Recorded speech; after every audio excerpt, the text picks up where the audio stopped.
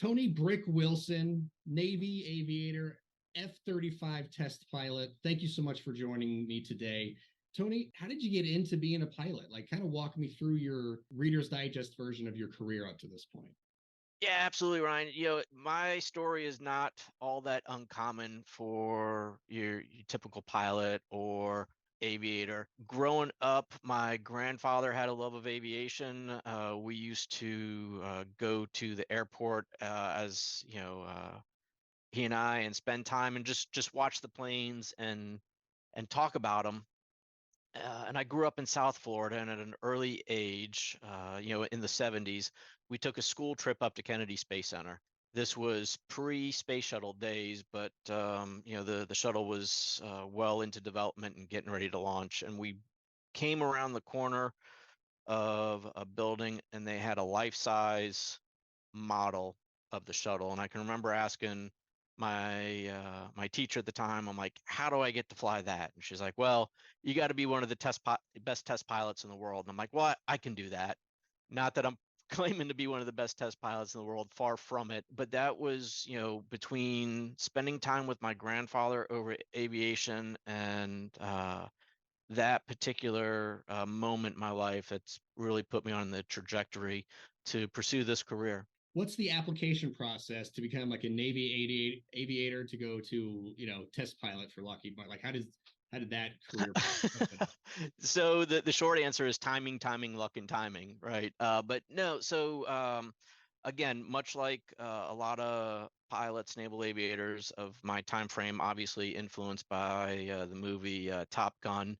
That's that coupled with the fact that my grandfather was in the Navy during World War II, that really steered me towards the U.S. Navy. And then, let's be honest, landing on a boat is fun, and that's what separates us from being, in the Air Force, right? So that's what got me into the Navy. And then the application process, or how to be, how you get to test pilot school, it's just that you apply, and I'll talk to the Navy because that's where I went. So Naval Test Pilot School, they class up twice a year. There's about 30 to 35 students per class, and of that 30 to 35, anywhere between, we'll say, 8 and 12 are tactical aviators, like myself. So it's a matter of I was only half kidding when I said timing, timing, luck, and timing, right? It's put in your application, have both the performance and academic credentials to shine, or be selected in that application process. They're looking for applicants with strong engineering background, and then strong performance in both the aircraft as well as in on the ground. So you go through that application process, and if you're selected, then you go to United States Naval Test Pilot School. It's a year-long course where you're taught, the fundamentals of flight tests and, flight test safety, report writing, everything that comes with being a test pilot. And then as far as being hired by Lockheed Martin, I did 25 years in the Navy, and then when it was time to retire, when I made the decision to retire, again, talk about timing. It's a matter of, does the company have an open position at the time? And it worked out to where they did. So I was fortunate enough to, again, have the credentials and qualifications of being a test pilot, having my last couple of years in the Navy fly the F-35, so it was a relatively easy transition once I made the application here at Lockheed Martin. What makes the F-35 so special in your mind? So we talk about the F-35 being a fifth gen fighter, and what that means, and I'll come back to that in a second. But I can say with confidence that the F-35 is the most capable, the most connected, and the most survivable fighter aircraft currently flying. So we'll tackle each of those one by one. When we talk fifth gen fighter, most people automatically think stealth and assume stealth, and that's what differentiates it. And stealth is an important part of it. The stealth capability is both an offensive and defensive capability of the aircraft.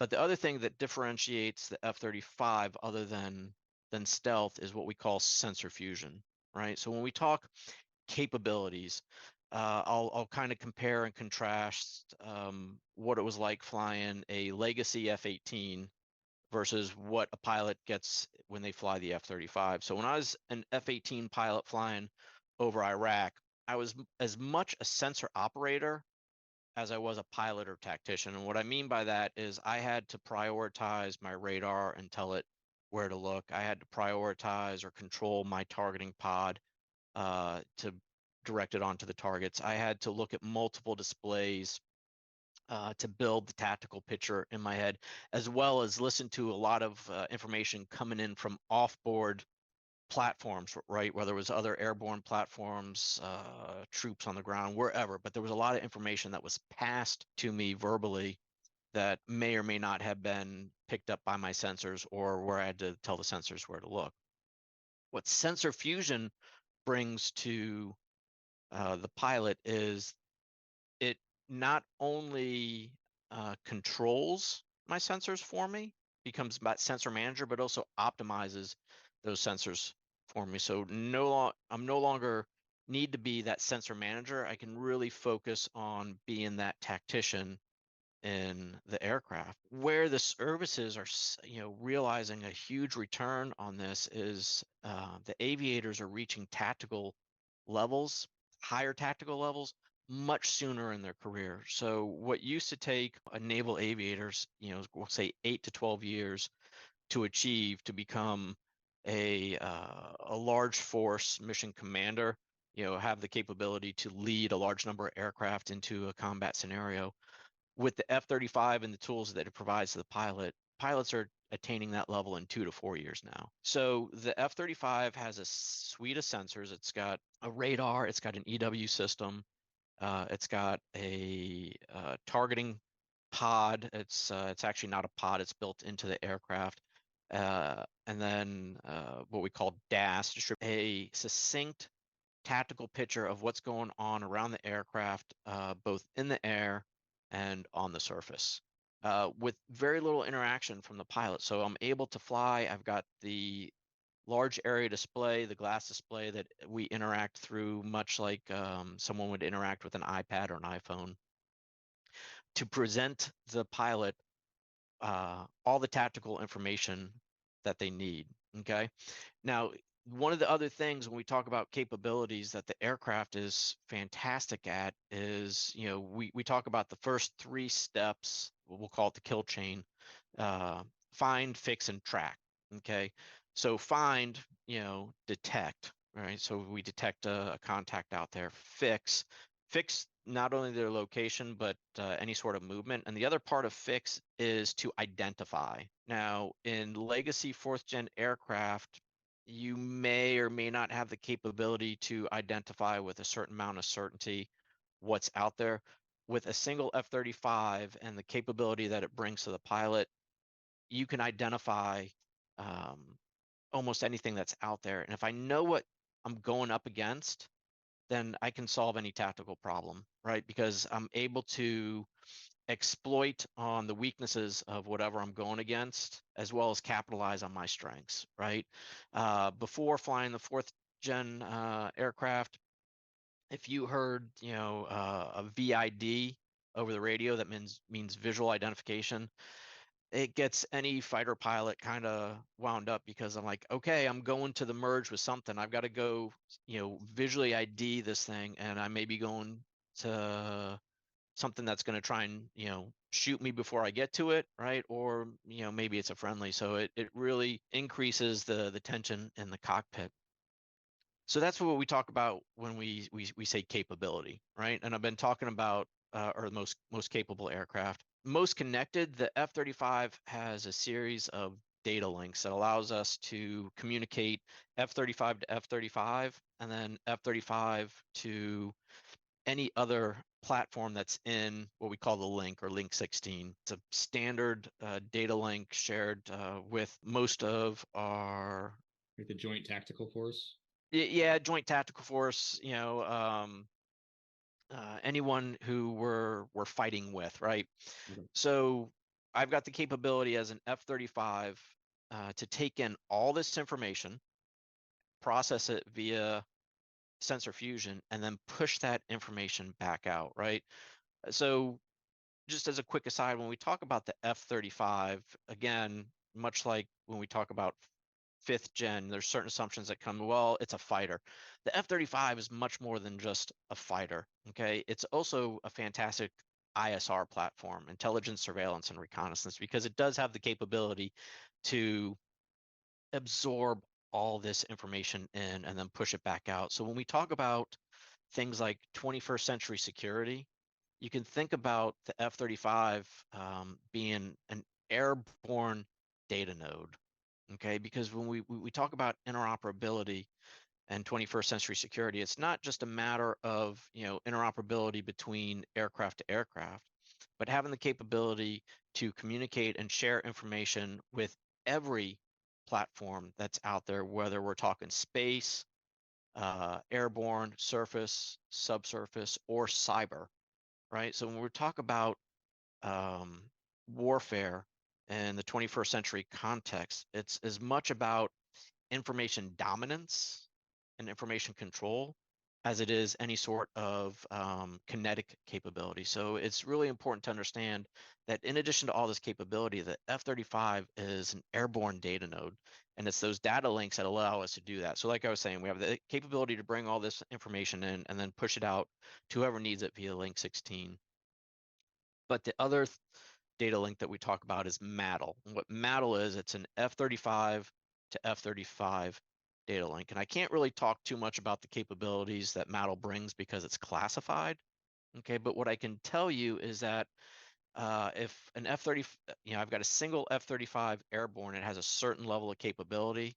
As soon as I add a second F-35 airborne and they're linked via MATL, it's a matter of 1 + 1 is greater than 2 because of the enhanced capability. So I'll give you an example of where it is unclassified. So I have those 6 IR cameras that I was talking about, the DAS cameras. One, that's the capability that allows the pilot to look through the aircraft when we talk about the invisible jet. It's those cameras putting a display onto the pilot's helmet that allows him or her to look through the aircraft. But more importantly, what those cameras provide are a detection capability in the IR spectrum. So again, going back to the comparison, when I flew my 4th gen fighter over Iraq, I spent a lot of time looking outside the cockpit because it's the unseen threat or the undetected threat that's probably going to take you down. Okay, so one of the things that fighter pilots are worried about are IR guided weapons, infrared guided weapons, heat seeking weapons, right? Because the pilot may or may not receive an indication that they've been fired upon and that something's coming in, because an IR weapon is a passive weapon. Well, what the DAS system provides is it will detect the missile plume from the incoming threat. I'll receive a warning in my helmet, missile launch, left 9 o'clock low. I'll look left and I'll have symbology that track or directs my eyes to the incoming threat. And if I can see the threat, I can defeat the threat. Okay, so now bringing this back to the MATL capability and what that brings. Let's say I've lost one of my cameras for whatever reason. Now I'll receive indications in the cockpit that I've lost that camera, but if I have a second F-35 airborne with me, my aircraft will use the information coming from that second aircraft to provide the same level of protection that I had before. So it's completely transparent to me. That's why I talk about, when we talk about connectedness. Last thing I'll talk about is survivability, right? So when we talk about survivability, and I hit on it a little bit earlier, you talk about things like stealth, both offensive and defensive capability. And that offers a level of survivability. But survivability is not just a matter of being able to take the aircraft into harm's way, execute your mission successfully, and bring it home every time. It's also about protecting the pilot and the aircraft even during training missions. So the F-35 has a system called AGCAS, or Auto Ground Collision Avoidance System. It's a program that's running in the background constantly, projecting where the aircraft is going, whether it's in a turn, maneuvering dynamically, however, if it detects an impending collision with the ground, first it will warn the pilot. And if the pilot takes no action, the aircraft will take control of itself, put it on a safe trajectory to avoid collision with the ground. This was a capability that we put into the F-16, and both Lockheed Martin and the JPO saw the value in it so much that they actually moved this capability up. It was either 5 or 7 years to make sure that this is out here and protecting the pilots that fly this aircraft. That's, you know, if they're pulling G's or something, black out, they don't they don't crash, right? Exactly, exactly. And this system has saved, I believe, 11 aircraft and 12 pilots' lives so far in the F-16. In the F-16. I kind of want to dive into a lot of what you just said and kind of pick apart a little bit of it. A lot of when we were talking about the systems and just the suite of sensors inside the F-35. And you also said it, you know, it is a fighter, but you know, the ISR platform in a head-to-head competition, and this was, you know, back. It was I read an article, the F-35, like it didn't do as well because it was trying to fight like with the standard, like in a fourth gen capacity. But once it went up to like a fifth gen, it's like, you know, it had both of its hands not tied behind its back anymore. And, you know, it was the marks that the F-35 was getting was just off the chains. Are you familiar with that article that I'm mentioning and like those? I am. You're talking about early engagement the F-35 had with an F-16. With that suite of sensors, why does the F-35 not necessarily have to be as maneuverable because of all of these sensors? Um, like what allows that so that the pilot can just kind of sit back and not have to worry about, like, you know, running away from missiles because maybe those missiles never get launched because they never see me. First, I want to come back. The F-35 is a very maneuverable fighter. So those early that early report, okay, was based on a time in the F-35's development where it didn't have its full envelope to maneuver in, right? So yeah, it had one arm tied behind its back, but as far as it being a fighter, you know, I'd direct you to take a look at the videos on YouTube of the Paris Air Show, and I think it was from 2017. The aircraft is actually very maneuverable. It's got fantastic high alpha capability, and what we mean by high alpha is when you see the aircraft come flying by at slow speeds and its nose cocked up, right? It can has a lot of what we call nose authority. It also has good thrust to weight, which allows us to do what we call a two circle or a rate fight where the aircraft's trying to come around. So I want to make sure that we don't leave this conversation thinking that the aircraft is not maneuverable, not a fighter, because it's every bit a fighter and extremely maneuverable. Okay. Now, where the strength of the aircraft comes in is what we were talking about with this suite of sensors, and you kind of hit the nail on the head. I should have the capability to solve any tactical challenge that's out there long before I have to come into the visual arena, right? And this is where the sensor suites and the stealth come in, right? Because it's like, okay, and I talked about it earlier, if I have the capability to find, fix, and track an aircraft to, you know, include what its identification is, then I can pick the best tactic to solve that tactical challenge long before this threat ever knows that I'm even there. And by solve that tactical challenge, that's a nice way of saying take out the bad guy. Yeah, exactly. No, exactly. Right. If need be, or maybe my mission is not to take out the air-to-air threats, but it's to go in and take out an air-to-surface site, right? Or you know, a ground target. I'm able to, you know, kind of pick and choose my way through what we call the IADs or the ground defense to, you know, stay out of range or not even let the other fighters detect me, right? So I have all of this capability to smartly employ my weapons and take out whatever threat needs to be taken out, all without ever being seen. But if I do have to go to that visual arena and dogfight, I do have that capability, right? So that's really where this comes from. The helmet, we talked a little bit about it. You know, you have the six cameras. But the idea of like a glass plane, I just look around and I can see anything and everything I want to. When you were training to become a pilot, all those years ago, was this considered like would that be magic to you? Did you ever think you'd be able to have these goggles that you could and then pair it with another like your wingman who's God knows how far away he is, but like if my camera goes out, I can just the technology to me just sounds like sci-fi magic, and I know it's not, but it's incredible. So when I first started flying in the late 90s, the helmet was there to protect your head.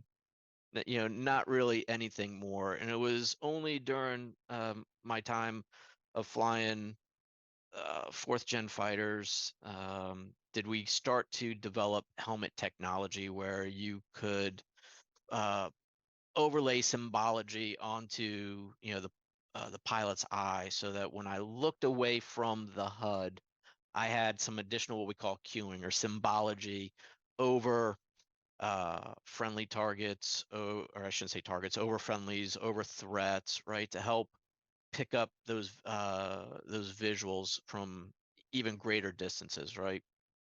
And now helmet technology is can just continue to progress at a fantastic rate where you talk about the F-35 helmet, and it's much more than just a helmet. It's much more than just being able to overlay symbology. It provides pictures or imagery, whether it's from we have a night vision camera integrated into the helmet. So I have the capability to use that night vision camera. I have the capability to overlay that DAS imagery. Before, if I wanted night vision, I would have to attach night vision goggles to the helmet, and then they sat out here.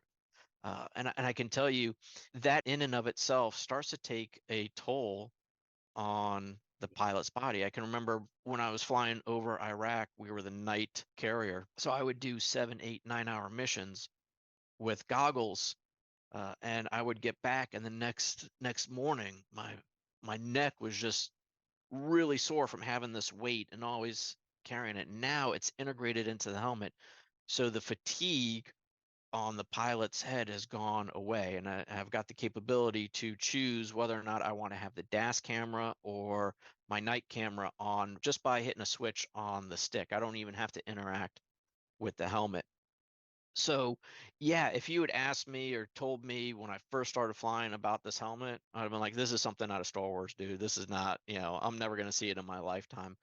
And now it's here, and we're only getting better with our helmet technology. So, the capability I see today, I can only imagine and get excited about, what's in the future with this helmet. What is the most unrealistic thing you've ever seen depicted in Hollywood, on TV, whatever, where you're as a pilot, you're just going, that's stupid. Maverick Top Gun, when they said we couldn't send in fifth gen, right, because of X, Y, or Z. Fake news, right? The reason, Maverick Top Gun didn't use the F-35 is it would have made the movie boring. They would have launched off the carrier, they would have picked their way through the threat, they would have put the bomb on the target and come back undetected, right? I'm like, come on, really? I understand the reasons why. But yeah, going back to your previous question about, well, when I first started flying, what was capable, what wasn't. As a test pilot, one of my roles is to help engineers make the impossible possible, right? So I've seen where we've gone from fourth gen fighters to fifth gen fighters, and I'm just super excited to see what comes next. Are you able to talk about any of that? Nope. Okay, okay. When Top Gun inspired you, the new Top Gun F-35 nonsense aside, bailing out at Mach 10 or whatever and not being vaporized, and like, okay, I'll ignore that too. Yeah. But for you, I mean, if this interview, this story, this whatever gets seen by younger, wannabe future aviators, what would you tell them about what they need to be doing? Like, based on what you know now, what do future aviators need to be doing so that they can kind of follow in your footsteps? That's a great question, and I for as often as I get this question, I don't have a great answer. And it has to do with the fact that I don't know where the technology is going to take us. So I don't know what to tell the kids to focus on. What I would say is keep doing what kids do. Play video games, right? Video games is going to work on, hand-eye coordination. It's going to work on 3D spatial recognition, which are all important to pilots. Play sports. The one piece of advice that I wish that I had gotten is we always think of the stereotypical fighter pilot as being arrogant and being competitive. Yeah, Okay. Yeah, exactly. Right. Um, what I tell my friends, what I tell my family is I'm not arrogant, I'm confident. And there is a thin line between being arrogant and being confident. Tactical aviators need to be confident because they're in the cockpit more often than not by themselves, and they have to have the confidence in themselves and the capability of the aircraft to make the decisions that they need to make. So be confident. Being competitive is important in being a tactical aviator, but what I learned later in life, it's be competitive with yourself, be hard on yourself, set standards for yourself to achieve. And when you fail to achieve those standards, be honest with yourself and make a plan to just continually get better in whatever you're doing, whether it's flying, whether it's something on the ground, but be confident in yourself and your capabilities, the capabilities of your aircraft, and be competitive and hard on yourself. Rick, thank you so much for taking time to talk with me today. Really appreciate it.